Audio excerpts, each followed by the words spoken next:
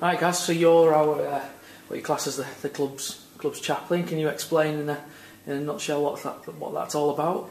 Well, I'm one of the club chaplains, as a rugby club we have two, so with my colleague Paul we look after the spiritual and pastoral needs of the club and anybody associated with that, so that can range from kind of crises that happens to people to people who have questions about faith and everything in between. We work with everybody and anybody who'll talk to us regardless of whether they have any faith or none, and we're just there to really help people out really. Kind of in life there are so many opportunities, so many options, so many decisions, and at those times it's often helpful just to talk to somebody who just has your best interests at heart. There's no agenda, we don't pay the bills, and we're not involved in any of the finance of the club, so we can honestly say, well, given everything that you've said, have you thought about X, Y or Z, rather than in the back of your head constantly having we need you to sign this contract or that contract or the other. So we're kind of impartial advice for whenever people need it. I think a lot of fans will be surprised that there is that kind of function within a hard man's rugby league kind of working environment. Are we unique in rugby for doing that, or do you know of other clubs that have done the same? I think within rugby, I think it's within rugby league certainly it's fair to say that the R.F.L are really keen to support chaplaincy across the whole of rugby league and specifically in Super League. It's still in its infancy really, kind of with most rugby clubs kind of not having chaplains or only having appointed chaplains, certainly in the last 10 to 15 years, and so the role varies from club to club.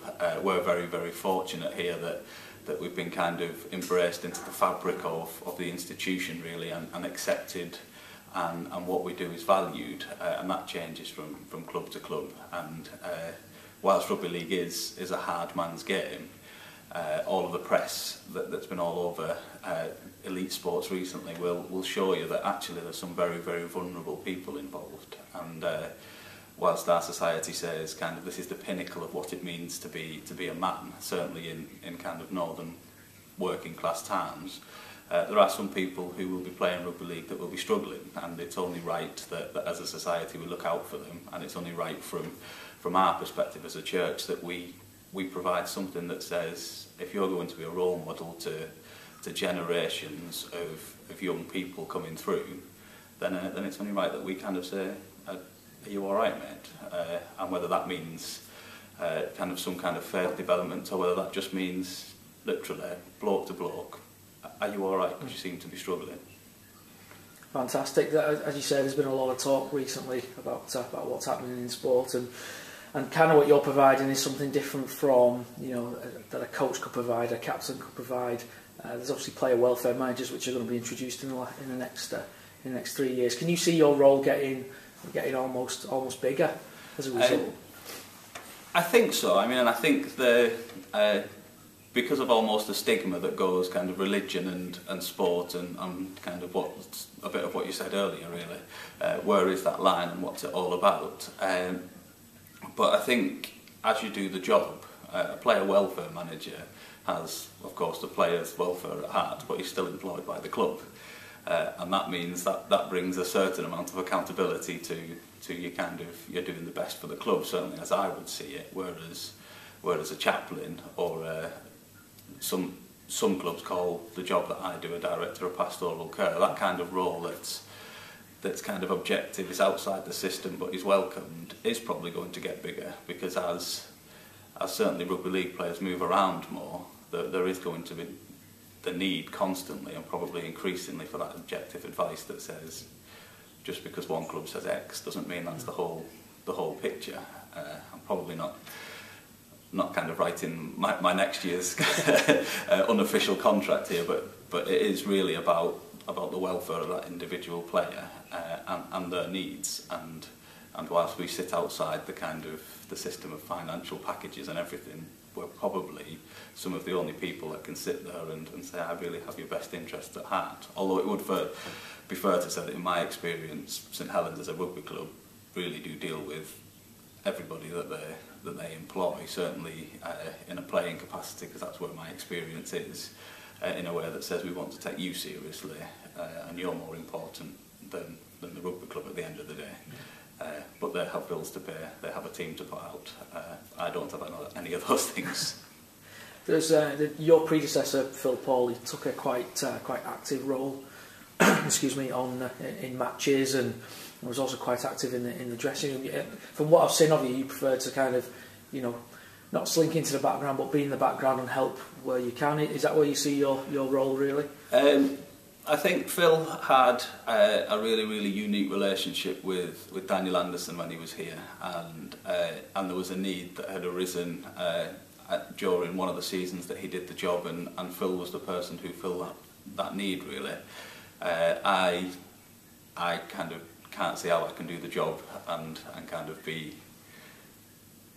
have so many match day responsibilities and jobs to do, kind of outside just kind of how you doing, fella, and so much of what I do is almost loitering with intent, because that's how you get to know people, really. And if you don't have a relationship, then there's no point in trying to do the job. And so I'd much rather be talking with the boys after the game in the bar upstairs about kind of what's gone on, whether they played well or badly, whether they picked up injuries, kind of what's going on in their lives with their families, rather than hanging around the dressing room when they're getting ready for a game, because understandably nobody wants to talk at that point. So how do the lads kind of see you? Do they see you as somebody you can come and talk to, or is it kind of almost an education process that you've had to go through with them as well? I think it's been two ways, really, because I think you mentioned Phil, and there are some boys who are still here that were really close to Phil. So I've been here for 2.5 years now, and there are some boys who would still kind of see what Phil did as being different, and in some ways better than what I do, and that's just a fact of life. It's just different people do different things and do different jobs in different ways, and there are some boys who didn't relate to Phil who relate really well to me, and there are some boys who can't get past the chaplaincy title, kind of what's all that about. And it's just about learning to live with each other. I mean, what tends to happen is even anybody in life, really, not just here, who's switched off by the dog collar, by religion, by the term chaplain, as soon as they need somebody and you're there, suddenly the walls break down, and kind of society's built on preconceptions and stereotypes, and it's only often in relationship that they get broken down, and so that just tends to be par for the course in this job. And finally, you know, as you've been saying before, there's a lot of player welfare issues in sport at the moment, and it is a big thing. And also with the State of Mind campaign, is getting more players to to talk to each other. And I know that the New Players Association, that's quite high up on their agenda as well. Where would you see kind of chaplaincy fitting in with that, and can it all work together? I think it has to work together. I think so, especially working in a sport like rugby league, where the budgets on one level are quite big compared to other industry in this area. They are really quite small in terms of if you compare it to rugby union or to football. And so I think to do something that is really going to work, elite sports chaplaincy, the Players Association, the State of Mind campaign really need to work together, because it's only then that we begin to build something that will actually have a positive impact into some of these areas. But again, I think that's just about building trust. Within one rugby club, it's very easy for one chaplain or two chaplains to get themselves known, to be seen as good news because of what they provide. If you then multiply that by Super League, you have a whole different range of misconceptions and what's going on to work into. And so I think elite sports chaplaincy has a massive role to play in that, but I think there's a massive education and relationship to be built amongst all those organisations, because as you start to talk about the medical staff involved in rugby league who more often than not pick up things like that, there becomes kind of huge issues around confidentiality and can the chaplain help? Yes. Can we tell them?